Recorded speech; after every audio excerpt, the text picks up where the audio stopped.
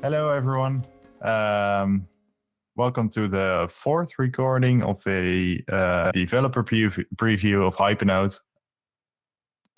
Well, this isn't actually a developer preview because today we want to talk about two components that we already have for quite some time. One of those components is the NGINX config reloader, and the other component is Hypernode managed VHosts, and we wanted to show what it does and how you can use it. Many of our Hypernode users probably have some kind of experience with either the NGINX config reloader or with Hypernode managed VHosts, because these features are actually very important to configure your Hypernodes in your web shops. So let's first take a look at the NGINX config reloader. Yeah. So let's kick off. So the GitHub repository is public. So this is something that we run on every Hypernode, and so we can SSH to some Hypernode. This turns out to be a cluster, like we explained previously. And here you can see, if you go to htop, that we have the reloader. It's this Python process that's running in the background. It's using very little memory. And as you can see, it's running as root. And this is because we need to reload all of the configs that are being written by the app user towards the actual config. Because if you look at NGINX, NGINX is just running in @NGINX, and this is where the actual files live. But as a Hypernode user, you're typically used to writing your files to DataWeb and then NGINX. So all of the files that are placed here are, well, fake. You don't actually use them. The things that you actually use are the ones that are placed in the NGINX app directory. These are the same, except for the fact that they're owned by root instead of the app user. And as you can see, I'm currently logged in as the app user. But we still want to give you the availability to load in NGINX configs as the app user yourself. So where do we start? I guess we start by just doing a simple showcase. So let's just make a file. Yeah. Okay. Okay. So as you were telling, we were going to place a config file. We had a minor disruption. We're back. Yeah. Okay. So we're going to place a file. It's called, I don't know, just make some location. And then if we write this, we write this to the not NGINX directory. But in the background, we actually also load it to this directory. As you can see, was placed here as the root user without us doing anything. And this is the daemon process that's running in the background. So what happens? This is where the NGINX config reloader comes in. There's a like a monitoring process running in the background that does a iNotify based on any files that you write into this specific directory, right? So your NGINX directory in your home directory. And then what it does is we basically loop over it. If anything happens, we have a look, we check if it validates, because we want to make sure that if you do something silly, that you don't break your shop at the beginning, but that you actually get a warning instead that you're about to do something wrong and that we're actually not loading your config in. And then if it passes some validation, we also check some manual regexes to make sure that you're not doing anything silly. Let's see if I can get those out of the box. I don't think I do. Oh, yes, here they are. So we check a bunch of things, right? We don't want you to include anything from the root directory itself, because then something might go wrong. We don't want you to use any kind of Lua modules, because that we cannot control. We cannot exert any control over the code that you run in this loop. So whenever that happens, we send you an error message. So let's make something that doesn't work. So broken.conf or something. Well, I've actually got to name it server, not broken.conf. And here we just say some NGINX config that really doesn't work. And now what happens is, if I check again in the NGINX directory, first of all, I get a giant message saying that you did something wrong, which is placed in this file. And I can check the file. And then it says some parsing error, right? So in the background, the NGINX config reloader checks the NGINX-T output and gives it back to you. And then before loading it in, it just dumps it back. So now if we check in the root module here, the broken file isn't there, right? It will only be placed if the config parses and is actually okay.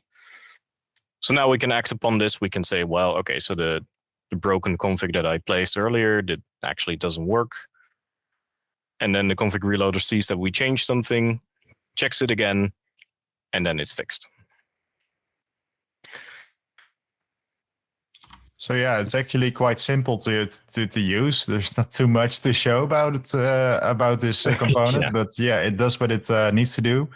And yeah, it's very useful to have a fast and short feedback cycle. Yeah, exactly. And I think one of the great things about this is that you can integrate it into the rest of your workflow. So whenever you're testing something, you can easily just dump it in your NGINX directory, because you're not privileged enough to run the NGINX thing yourself.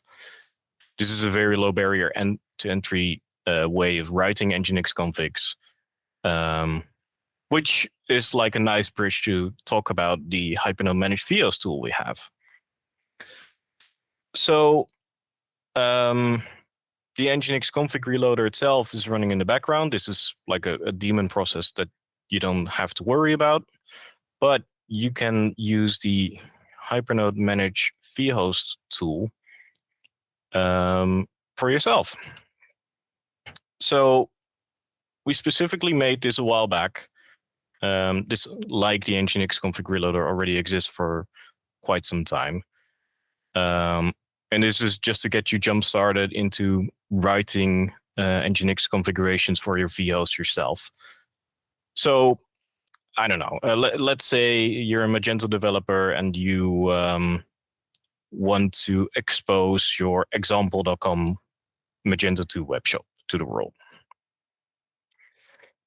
Well, we call it example.com.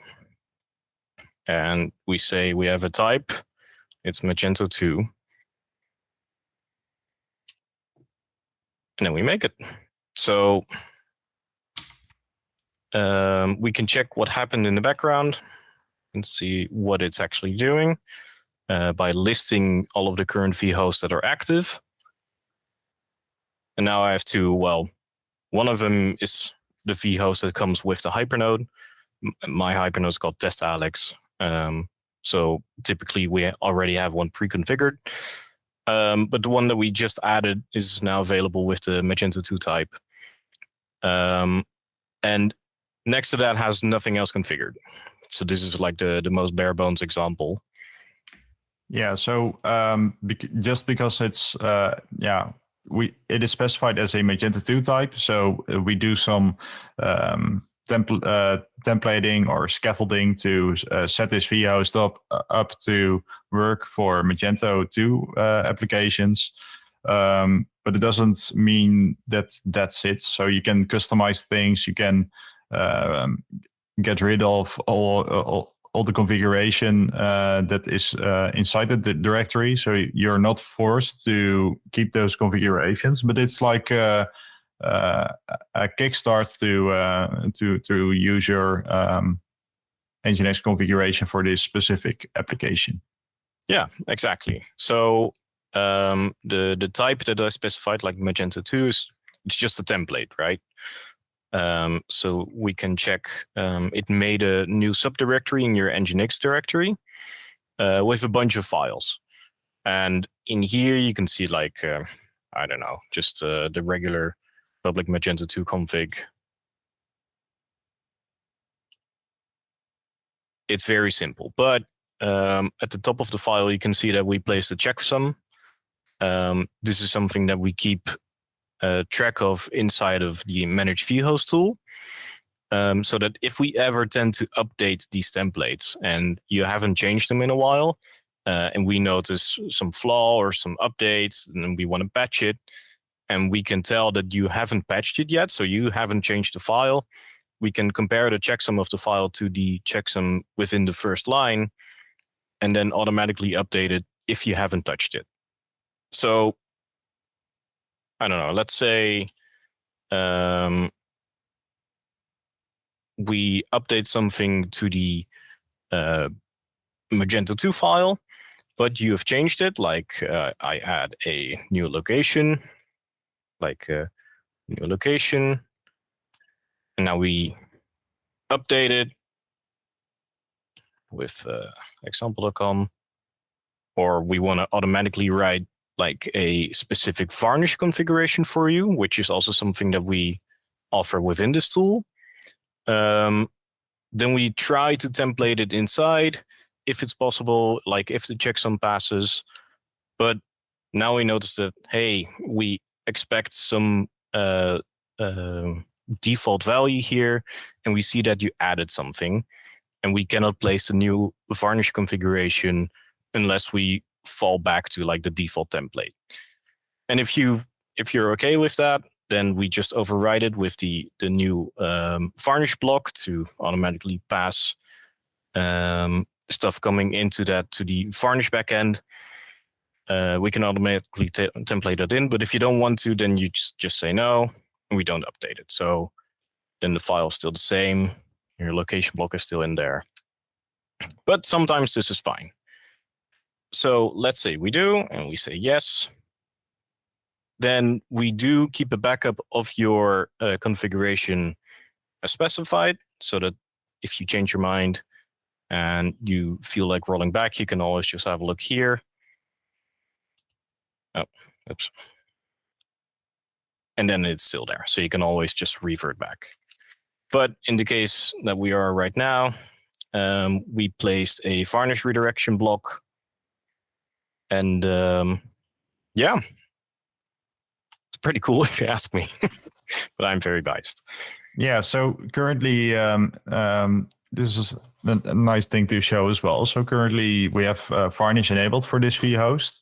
Yes. And it passes on the request to varnish, but how does it exactly work, like in kind of a request flow? Like where does the request go, and how is this configured?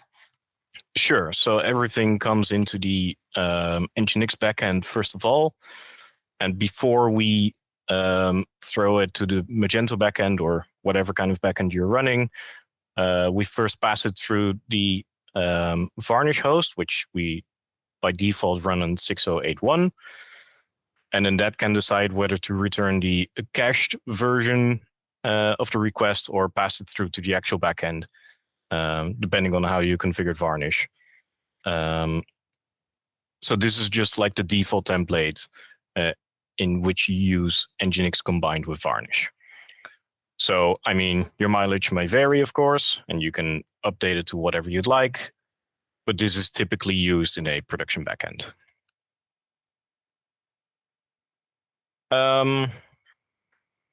What else can we show?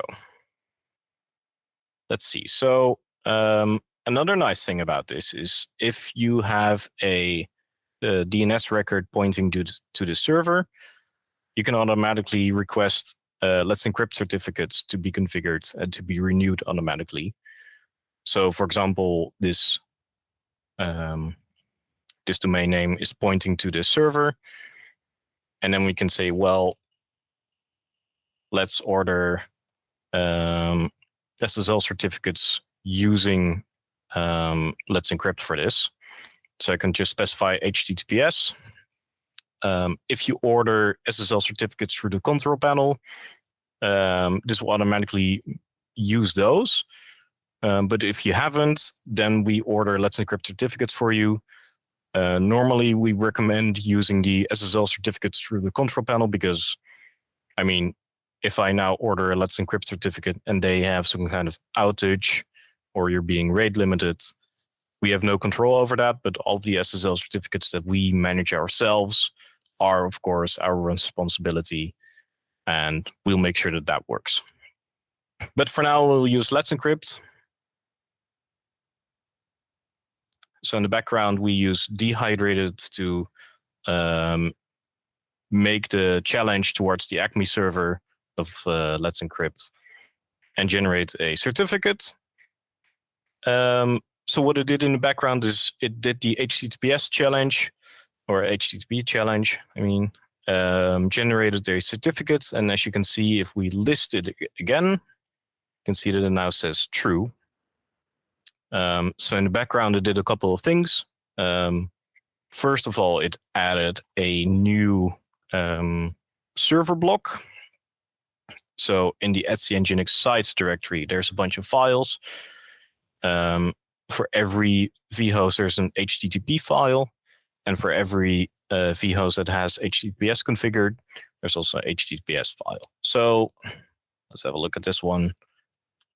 Here, we just specify 2 different server blocks, one by default for a staging vhost and another one for the regular SSL vhost. So you see that it listens on the 443 port.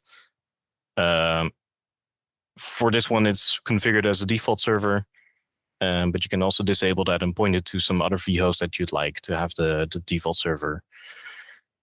And points to the SSL certificate. And second of all, it places a cron job in the background to automatically refresh the SSL certificate. So this is all taken care of now. You can just leave this around and we'll make sure that your SSL certificate is being renewed whenever necessary. You can also just run this, but you don't have to because it's now also configured. And then one additional feature on top of that is that you can say, well, besides having HTTPS enabled, I always want my traffic to run over HTTPS. Then you can say force HTTPS, which redirects all traffic on port 80 to 443 with like a 301 HTTP code. So we can have a look at the HTTP config for my domain, and this now returns the 301.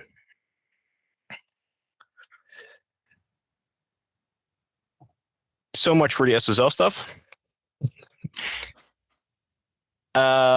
There's some other cool things that we also support for the managed VHosts. This is, for example, having the ability to specify web root. So by default, we place the web root in data/web/public. But if you want, you can place it like at dataweb comcomer. I don't know. Be creative. So now it changes it. Also, all of the features that were enabled previously, like HTTPS, are remembered. We store that in like a state file on disk. And then you can change everything. Oh, nice. It also gives a warning about the fact that I didn't create the directory yet. Let's create that first. So make dir. And now I can do it. Yes, great. So Let's see if it created it.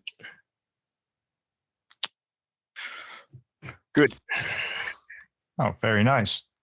So I also see this varnish configuration file. What is the deal with that? Oh yeah, good point. I forgot I forgot to cover that. Yes. So whenever varnish decides that it's not cached, but it actually wants to return it to the backend instead, the request is being passed back to NGINX and then comes into this this flow. Maybe you want to talk about the flow of things, how it comes into here, like for example in this file. Yeah. So initially the request comes in at port 80 or port 443, and if you have varnish enabled, it will pass on the request to the varnish service. So varnish will run all kinds of checks for that request. So it decides if that request is cacheable or not. And if it's cacheable, it checks if it is in the cache and stuff. So we could do a dive into that topic perhaps in another video. Yeah, maybe that's better. Yeah. But in the case that the page or the request that you're requesting is not in the page, it will do a call to the port. What is it? Is it 8080? Yeah, it's 8080, right? Yeah, exactly. Yeah. So in this case, it falls back to the 8080 port. It also listens specifically to the 127.0.1 because we don't want to expose it to the outside world. Otherwise, it would just be like localhost or. Yeah. So that so the same vhost for in this case example.com will also run on port 8080, but when traffic comes in at that port, it will not run the public configuration files, but it will run the server configuration files and the varnish configuration files, just like you see in here. So that way you will run very specific configurations in that case. So in this example, when traffic comes in at port 8080, it will start running Magento as just a normal Magento application request or running directly through NGINX by PHP FPM. So you can see it like a flow, like here the request comes in at port 80 or 443, it goes to varnish, and then it goes to port 8080, which actually executes Magento. And that's in the case that the page is not in the cache. So that's why we have this varnish prefix file, which has some specific Magento configuration, which makes Magento do its thing. Yeah, great. Right, thanks. Let's see. So another thing that's kind of interesting is we allow the ability to toggle between different SSL types. So sometimes you'd like to prefer a more strict and a more modern approach to SSL configurations. Like, for example, Mozilla has this SSL specification for modern configurations versus intermediate configurations. We allow the ability to switch between these two configurations within your vhost. So let's say the example.com is like an older server. We don't expect all of the latest ciphers to be enabled by default. We can typically say we want to use the intermediate config, intermediate for example.com. So this is just like a change within the SSL settings in the server block. So what these ciphers mean is that, well, the older ciphers are more supported on older devices. So if you have, for example, like a phone with Android 6 or Android 5, that specific version has some range of encryption ciphers that it supports, and they will not stay up to date with all the new ciphers throughout the years. So at some point, the older ciphers become insecure, and you probably don't want to support that. So with so the modern SSL configuration will have more modern SSL ciphers, and when you choose that, it obviously improves your security on that part. But you have to keep in mind that you also might be dropping support for older devices like perhaps Windows 7 or Windows XP, old Internet Explorer browsers, but no one really uses that anymore, or old Android versions, things like that. You have to keep in mind that you might be dropping support for those devices, but and Mozilla also tells you about what kind of operating systems are supported. But yeah, that's a bit of a detour on this topic. Also another topic that can go very much into depth. Yeah, just like Varnish. So another thing I would like to show, I think this is one of the last points to touch upon, is the fact that we try to build as much things as possible to be scriptable.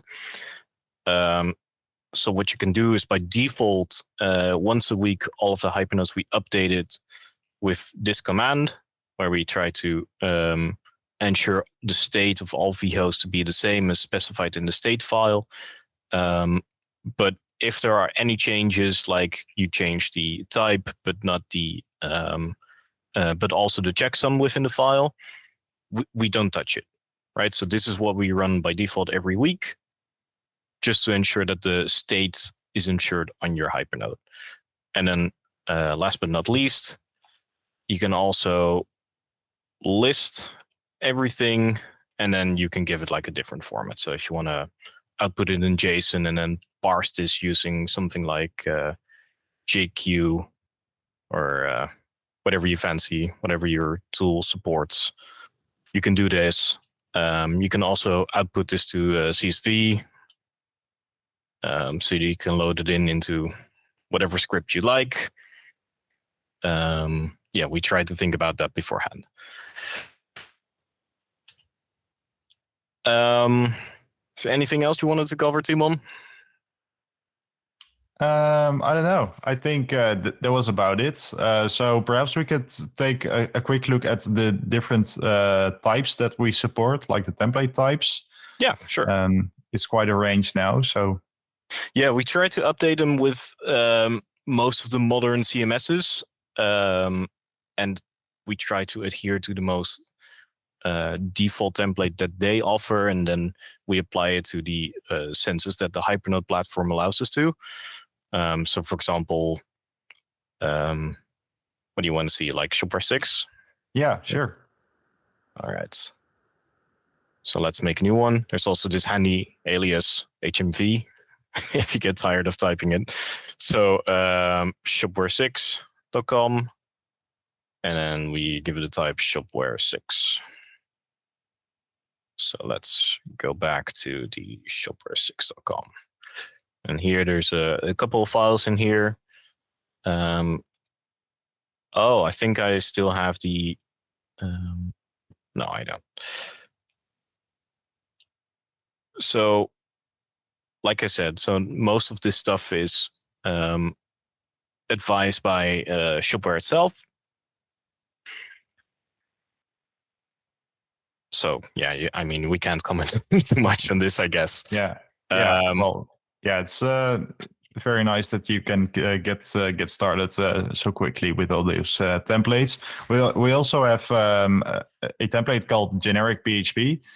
go ahead and configure that one. So generic PHP is a template for, well, whatever is not supported or we don't have a template for. So if you have, for example, like a Laravel application or a Symfony or whatnot, you can just use generic PHP because those kinds of applications don't have very specific NGINX configurations, or they don't require that. So you can just get started with that and add things as you need them. So if you could show this configuration, you can see it's very simple. Yeah. So it just redirects every non-static file to index.php and redirects that to PHP-FPM. So that's basically what this file does. So this is also one addition that we did last year, among others. So yeah. Yeah, I think it's also nice to point out that in the Hypernode deploy tool that we have, we also offer the ability to configure, I guess, GitHub deployed a new feature. We also offer the ability to configure these VHosts out of the box. So let's say you have a shop that you want to deploy and you want to ensure that the NGINX configuration is the same as you specified. We have something for this. Let me see. It's in platform configuration. So there's a bunch of tasks that we do here, but specifically for running the VHost command, we allow this by configuring it yourself in the deploy.php. And the template for this is in the deploy configuration. Oh, I clicked on the wrong thing.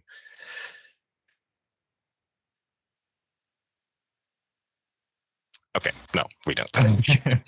I think we have some testing pipelines using that.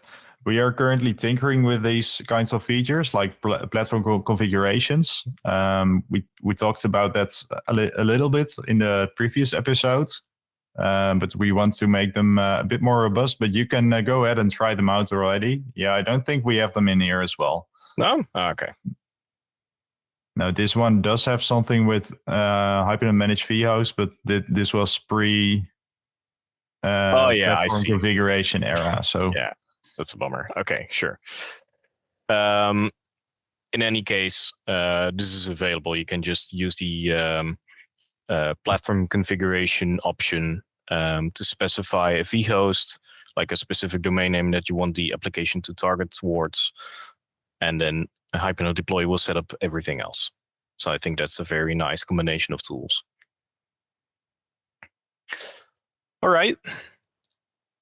Thank you, Timon. Yeah, thank you for showing us around the NGINX tooling that we use. Yeah, and thanks for watching. Thanks for watching, everyone, and see you in the next episode. Yeah, see you next time. Yeah, see ya. Bye-bye.